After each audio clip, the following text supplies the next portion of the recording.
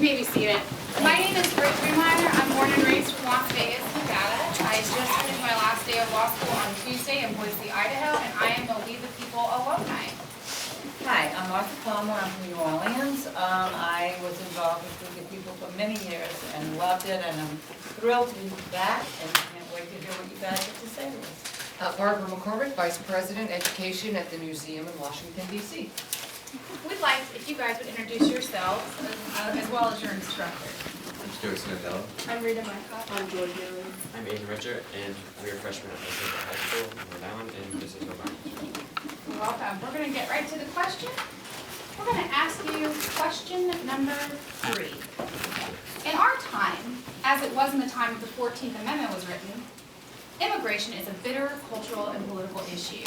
Why does immigration continue to be a difficult issue for Americans over the course of history? What were the major cultural and political issues regarding immigration and citizenship at the time the 14th Amendment was proposed? What are the major cultural and political issues regarding immigration today? In 1787, the U.S. was a small nation along the eastern seaboard that comprised 2 million residents. The Constitution created that same year established a framework for government that would guide the nation. Several important issues, however, were left unaddressed, the significant one being citizenship and immigration policy. Congress had the power to create a uniform rule for naturalization in Article 1, Section 8 to establish early guidelines regarding immigration. In 1790, a naturalization law was passed that granted citizenship to free white persons who lived in the U.S. for 2 years. The argument over who should be granted citizenship and who should be able to enter America has raged since the nation's infancy. George Washington, our nation's first president, believed that, quote, the bosom of America is open to receive not only the opulent and oppressed stranger, and the respectable stranger, but the oppressed and persecuted of all nations and religions, end quote. This view differed from Thomas Jefferson's, who feared that immigrants may turn the nation into a heterogeneous, incoherent, distracted mass. These different perspectives and the disagreements over how to create safe immigration policy reflects our values and continues to be violently debated today. The United States was a magnet for immigration due to the westward expansion of the country in the 1800s, which filled many because it not only provided land, but freedom and opportunity for others across the world. Although several groups began to resist the growing number of immigrants for religious and economic reasons, guidelines regarding citizenship and immigration remained unclear. However, after the 14th Amendment was proposed, a lot changed. The 14th Amendment granted citizenship to everyone born or naturalized in the United States, which was significant for former slaves and others seeking the American opportunity. This did not fix the entire issue of immigration, though. As job opportunities closed, like building the Transcontinental Railroad, and unions became more fearful of decreasing wages, nations began to pass more restrictive pieces of legislation that denied citizenship opportunities to those entering.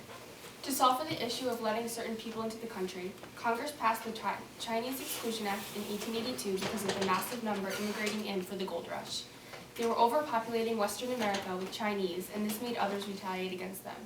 As illiterate immigrants began to come from Southern and Eastern Europe, Americans feared they wouldn't assimilate into American culture and would create a, quote, great and perilous change in the fabric of our race, end quote. Congress then passed the National Origins Act in 1924, which limited the number of immigrants entering the U.S. by 2% of their previous census numbers.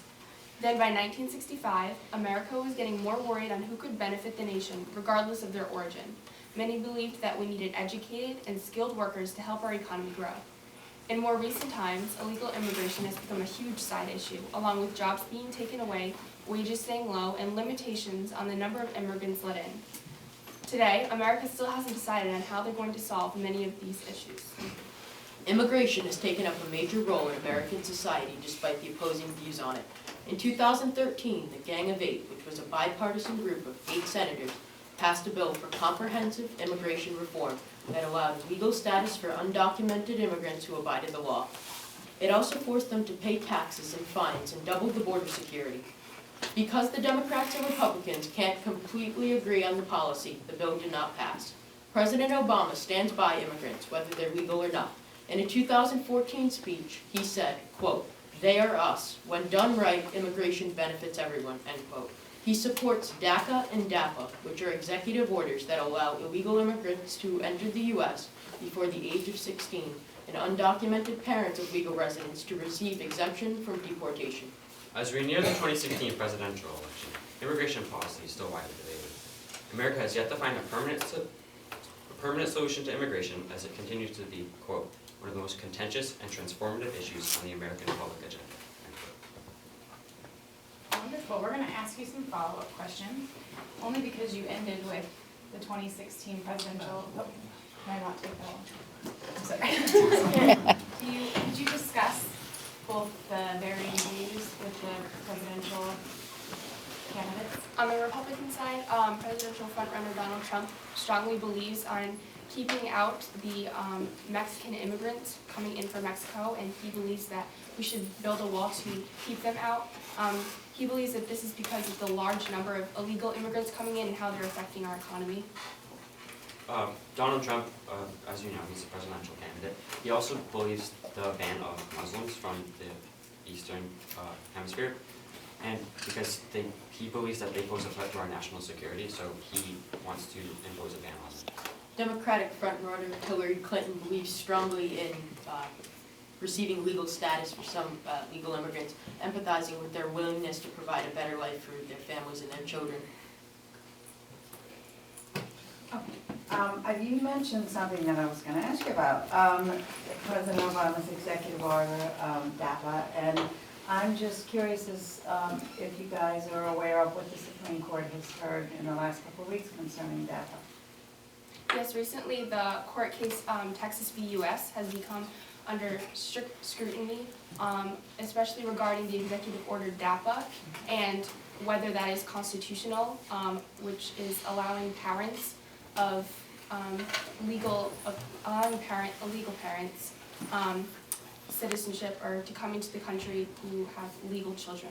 And some of the big controversy with this case right now is the two words lawful presence, which is what the people are granted through DAPA, and it seems now more the courts are interpreting what that means, or if it should even be in the bill. As my colleague said, U.S. v. Texas oral arguments were heard just last week, and they believe that because of the eight members on the Supreme Court currently, that John Roberts, the Chief Justice, may be the swing vote in the decision in this case, particularly concerning the constitutionality of Obama's actions against DAPA. Can I ask you real quickly, what happens if it's 4-4? It goes down to the previous court's decision, the Fifth Circuit Court of Appeals, which believes it was unconstitutional. Okay, what changes, if any, do you think need to be made to the current U.S. immigration policy? I believe that we should rewrite DAPA and DACA because there is a lot of controversy with DAPA. We're bringing in illegal immigrants who have children in the U.S. And with these children, they have a derogatory name called anchor babies, which shows that they are born here, which just allows their parents to come in. I disagree with my colleague. I believe that we should completely take out both of executive orders DACA and DAPA, and that they are exceeding executive authority, and I think we should implement a reform such as the Illegal Immigration Reform and Responsibility Act of 1996, which strengthened border control and also doubled the number of deportations of illegal immigrants. I disagree with my colleague. I think, if anything, rights for illegal immigrants should be expanded. I think allowing them to have a driver's license would open greater opportunity for them to work and provide for us a better economy and a better life for their family. Over the course of history, we've had a very flexible immigration policy, but more recently, I think we needed to be a lot more strict because of all the controversies that are popping up, and maybe even with what presidential candidate Donald Trump believes in closing borders and sorting out the issue entirely. I want to follow up because you mentioned driver's license. Do you think that immigration should be left up to the federal government or to the state governments? Why or why not? I believe that immigration should be a federal matter because the immigrants are coming in and going all over the U.S. instead of just staying in one state. And one state might have a certain bias against a certain group of people, so they won't have fair laws.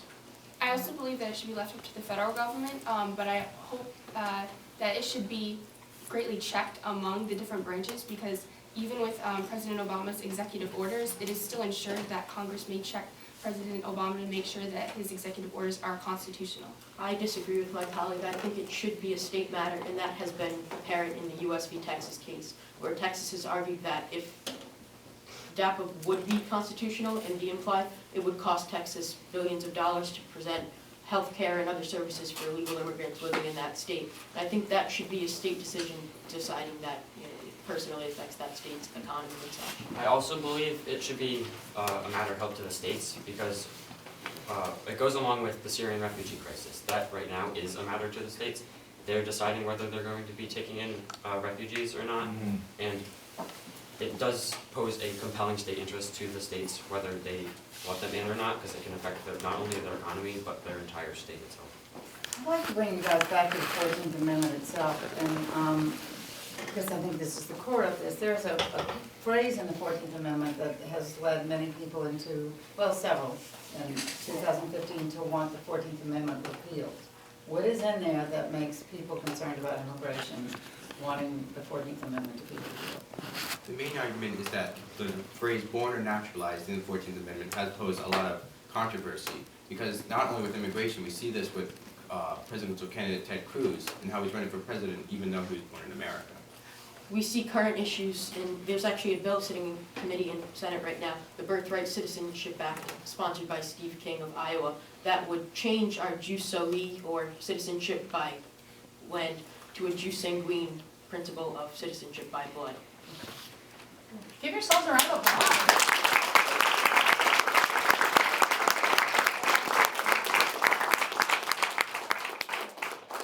If you don't mind, we were just gonna give you some feedback. I just wanna verify, you guys are all fresh. I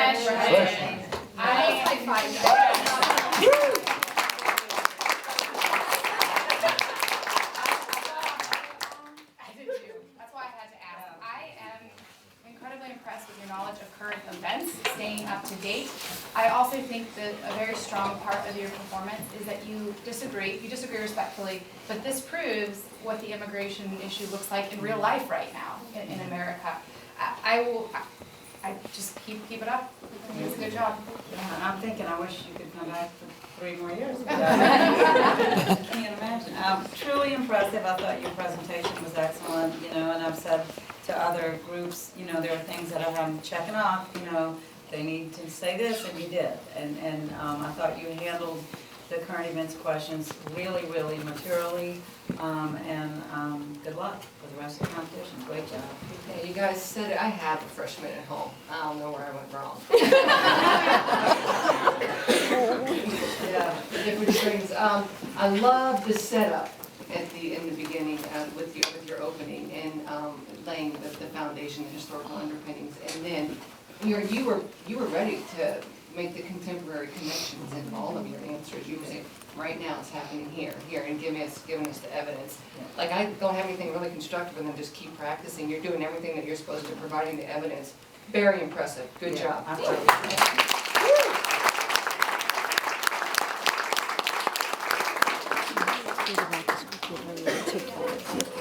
You know, they speak well.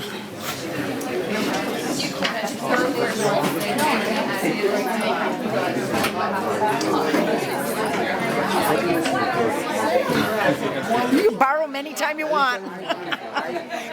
Because we could use a break from him.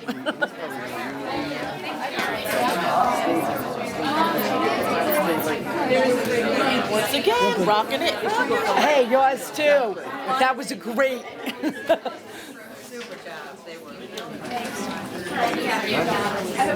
Is that Mom, can I have my apple?